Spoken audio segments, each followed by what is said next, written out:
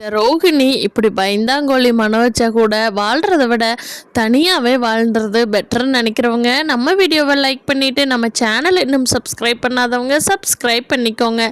ரோகிணி என்னதான் போராடி பார்த்தாலும் மனோஜ் தன்னோட அம்மா கிட்ட அந்த குழந்தைக்கு அப்பா நான் இல்லைம்மா அவள் பொய் சொல்கிறாம்மா அப்படின்னு சொல்லி விஜயா அவகிட்டையும் சேர்த்து போய் சொல்லிக்கிட்டு இருக்காங்க. விஜயா தான் பையன் என்ன சொன்னாலும் நம்புகிறாங்கப்பா, உண்மையை சொல்கிறான் அப்படின்னு சொல்லி தன்னோட பையன் மேலே ரொம்ப நம்பிக்கை வச்சுருக்காங்க விஜயா. வீட்டில் இருக்கிற அத்தனை பேருமே மனோஜ் மேலே சந்தேகப்படுறாங்க. ஆனால் விஜயாவுக்கு மட்டும் ஒரு துளி கூட சந்தேகம் வரல. மனோஜ் அங்கே கனகாவையும் கல்யாணம் பண்ணிக்கிட்டு இங்கே ரோஹிணியும் ப்ரெக்னென்ட் ஆக்கிட்டு ரோஹிணி டிவோர்ஸ் பேப்பரில் சைனும் போடாமல் கனகாவும் ஃபஸ்ட் நைட்டுக்கு அவங்க அம்மா ரெடி பண்ணிவிட்டு மனோஜை கூப்பிடவும் அப்பப்பா ஐயோ இந்த பிரச்சனையிலிருந்து எப்படித்தான் தப்பிக்கிறதோ கடவுளே அப்படின்னு நினச்சிட்டு இருக்காரு. அப்போது விஜயா தன்னோட ரூம் கதவை நீக்கிக்கிட்டு உள்ளே வர்றாங்க. அப்போது மனோஜ் இன்னும் தூங்கலையாடா அப்படிங்கிறாங்க. அம்மா எனக்கு பாருமா எத்தனை பிரச்சனை, நான் எப்படிம்மா தூங்குவேன் நிம்மதியாக அப்படிங்கிறாங்க. அதுக்கு விஜயா இருந்துக்கிட்டு ஆமாண்டா உன் பாட்டுக்கு இருக்கிறவனை போய் இந்த குழந்தைக்கப்பா நீதான்னு சொன்னா சே பாவம் என் பையனுக்கு எப்படித்தான் தூக்கம் வரும் அப்படிங்கிறாங்க. அம்மா நீங்களாவது என் ஃபீலிங்ஸை புரிஞ்சுக்கிட்டீங்களே அப்படின்னு சொல்லி பயங்கர பொய் மேலே பொய்யா பேசி நடிக்கிறாரு இந்த மனோஜ். அப்போது விஜயா இருந்துக்கிட்டு மனோஜ் ஒரு அம்மாவா இந்த ஐடியாவை கொடுக்கலாமான்னு எனக்கு தெரியலடா, ஆனால் உன்னோட வாழ்க்கையை காப்பாற்றணும், அவளை டைவர்ஸ் பண்ணிவிட்டு ஒரு பணக்கார வீட்டு பிள்ளைய நீ கல்யாணம் பண்ணணும்டா, அதுக்கு இந்த காரியத்தை நீ பண்ணி தாண்டா ஆகணும் அப்படிங்கிறாங்க. என்னம்மா சொல்கிறீங்க, என்ன பண்ணணும் அப்படிங்கிறாங்க மனோஜ். அதுக்கு விஜயா இருந்துக்கிட்டு நீ நாளைக்கு எப்படியாவது அந்த ரோகிணியை சந்திக்கிறதுக்கு போ அப்படிங்கிறாங்க. சரிம்மா அதான் நான் பேசுகிறேன்னு சொல்லிட்டேனேம்மா அப்புறம் என்ன சொல்கிறீங்க அப்படிங்கிறாங்க. அது இல்லைடா, கேரளா வைத்தியர் ஒருத்தர்கிட்ட போய் நான் கெஞ்சி கூத்தாடி கர்ப்பத்தை கலைக்கிற மருந்து வாங்கிட்டு வந்திருக்கிறேன்டா, அதை எப்படியாவது நீ ரோகிணியோட சாப்பாட்டுலையோ எதுவும் ஜூஸ்க்கு எது வாங்கி கொடுப்பியோ இல்லை இளநீ வாங்கி கொடுப்பியோ, இந்த மருந்து எது வாங்கி கொடுத்தினாலும் வேலை செய்யுமாமா. அப்படி எதையாவது ரோஹிணிக்கு வாங்கி கொடுத்து எப்படியாவது அவளை கூட்டிகிட்டு போய் பேசி இதை கொடுத்துட்டு வந்துருமானோச்சு, அப்புறம் அவளோட கற்பம் அப்படியே கலைஞ்சு போயிருண்டா மனோஜ் அப்படின்னு சொல்லவும் மனோஜுக்கு ஒரு நிமிஷம் அப்படியே பக்குன்னு ஆகுது.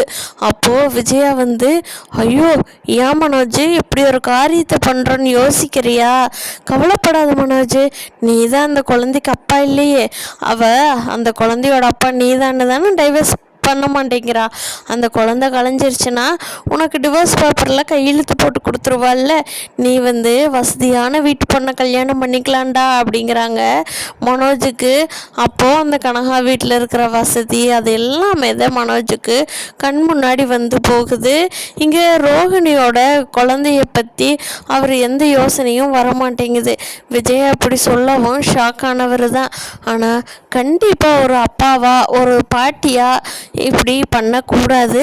ஆனால் விஜயாவுக்கு தெரியாது, தன்னோட பையனை உத்தம புத்திரன்னு நினச்சிக்கிட்டு விஜயா இப்படி சொல்கிறாங்க. ஆனால் மனோஜ் சரின்னு சொல்லி அவங்க அம்மா கிட்ட அந்த பொடியெல்லாம் வாங்கி வச்சாலும் அடுத்த நாள் ரோஹிணி பார்க்குறதுக்கு ஃபோன் பண்ணுறாரு. ரோஹிணி இன்னைக்கு ஹாஸ்பிட்டல் செக்கப் போகணும் மனோஜ், காலையில் வந்துடுறியா அப்படின்னு சொல்லவும் வந்துடுற ரோஹிணி உங்ககிட்ட பேசணும் அப்படிங்கிறாங்க. சரி மனோஜ் இந்த ஹாஸ்பிட்டலுக்கு வந்துடு, நானும் அங்கே வந்துடுறேன், செக்கப் பண்ணிவிட்டு அதுக்கப்புறமா நம்ம போய் ஒன்றா சாப்பிட்டு அப்புறம் போய்க்கலாம் அப்படிங்கிறாங்க.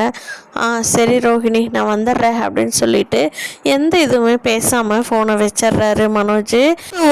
மீனாவும் செக்கப் போயிருக்காங்க. அதை மனோஜ் பார்த்துட்றாரு.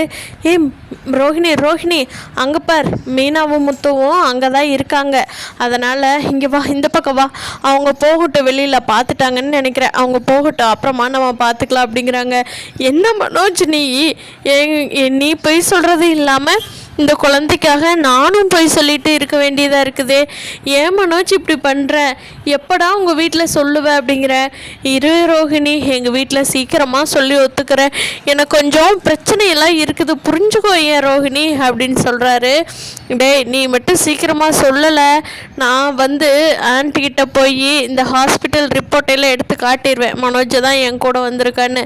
சரி ரோஹிணி, நான் சீக்கிரமாக பிரச்சனையை சரி பண்ண பார்க்குறேன் அப்படின்னு சொல்லிட்டு அங்கேருந்து தப்பிச்சா போதுன்னு சொல்லி ரோஹிணி, ஒரு கிளைண்ட் ஆஃபீஸுக்கு வந்துட்டு ஷோரூமில் இருந்து கூப்பிட்றாங்க. ரோஹிணி, ஒரு பெரிய கிளைண்ட்டு, நான் போய் பார்க்கட்டுமா, நீ பார்த்துட்டு வந்துடுறியா அப்படின்னு சொல்லிட்டு ரோஹிணியை பேசாமல் இங்கே ஹாஸ்பிட்டலில் தனியாக கழட்டி விட்டுட்டு போயிடுறாரு.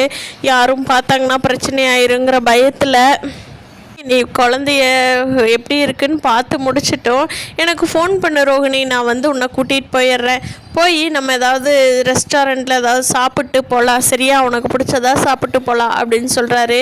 ஏன்னா அப்போ தான் அவரோட திட்டத்தை எதையாவது நிறைவேற்ற முடியும்னு சொல்லி.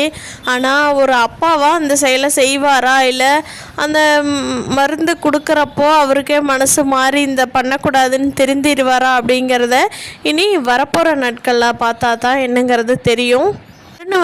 சீதாவை கூட்டிகிட்டு வரலாம் அப்படின்னு யோசனையே இல்லாமல் அவர் பாட்டுக்கு வேலைக்கு கிளம்பி போகிறாரு. போகிற இடத்துல அவரோட ஹையர் ஆஃபீஸர் கேட்குறாங்க, என்ன அருண், அம்மா இறந்த இதிலிருந்து நீங்கள் இன்னும் வெளியில் வரலையா அப்படிங்கவும், சார் ஆமாங்க சார், எங்கள் அம்மா என்னை அப்படி பார்த்துக்கிட்டாங்க, இப்போ என்னை பார்த்துக்கிறதுக்கு யாரும் இல்லை அப்படிங்கிறப்போ, என்ன அருண் சொல்கிறீங்க, உங்கள் ஒய்ஃப் தங்கமான பொண்ணு தானே, அந்த பொண்ணு நல்லா பார்த்துக்குவாங்க தானே அப்படிங்க. பார்த்துக்கிறாங்க சார் அப்படின்னு சொல்லிட்டு அங்கே ஹையர் ஆஃபீஸர்கிட்ட எதுவுமே பேச முடியாதுங்கிறதுனால பார்த்துக்கிறாங்க சார் அப்படின்னு சொல்லிட்டு அமைதியாகிடுறாங்க. அதுக்கப்புறமா அருணுக்கு சீதாவோட ஞாபகம் வருது, முத்து போட்டுட்டு போன கண்டிஷனும் ஞாபகத்துக்கு வருது. நம்ம எப்படியாவது இன்றைக்கி சீதாவை வீட்டுக்கு வர வச்சிடணும் அப்படின்னு சொல்லிட்டு ஃபோன் பண்ணுறாரு சீதாவுக்கு. சீதா, இன்றைக்கி சாயந்தரமாக வீட்டுக்கு வந்துரு அப்படிங்கிறாங்க. என்னால் முடியாது அருண், நம்ம லவ் பண்ணப்போ இருந்த அருணே நீ இல்லை, இப்பெல்லாம் மாறிட்ட, என்னால் வர முடியாதுப்பா, அங்கே என்னால் அடிதிங்க முடியாது, அதனால் நான் வரமாட்டேன் அப்படின்னு சொல்கிறாங்க. சீதா, வா சீதா, அன்றைக்கி எனக்கு ஏதோ ஒரு டென்ஷன், அதனால் அப்படி பண்ணிட்டேன், நீ இன்றைக்கி வீட்டுக்கு இப்போ வரப்போறியா இல்லையா அப்படிங்க. இல்லைடா, நான் வரமாட்டேன் அப்படிங்கிறாங்க. என்ன சீதா, இதெல்லாம் யார் சொல்லி கொடுத்தது? நம்ம குடும்பத்தை கெடுக்கணும்னு நினைக்கிறியா நீ? யாரையாவது பேச்சு கேட்டுக்கிட்டு நம்ம வீட்டுக்கு வராமல் இருக்கிறியா நீ? ஒரு மனுஷன் திருந்தறக்கும் வாய்ப்பு கொடுக்கணும் சீதா, இப்படியெல்லாம் இருக்கக்கூடாது அப்படின்னு சொல்லவும், சரி சரி நான் இன்றைக்கி வரேன் அப்படின்னு சொல்லிட்டு சீதா வரேன்னு சொல்கிறாங்க. நீங்கள் எப்போ டியூட்டியிலேருந்து வருவீங்கன்னு சொல்லுங்கள், அந்த டைமுக்கு முன்னாடி நான் வீட்டுக்கு வரேன் அப்படின்ட்டுறாங்க. சரி சீதா, சீக்கிரமாக வந்துடு, உனக்காக நான் வெயிட் பண்ணிகிட்ருப்பேன் அப்படின்னு சொல்லிட்டு ஃபோனை வச்சிட்றாரு அருண்.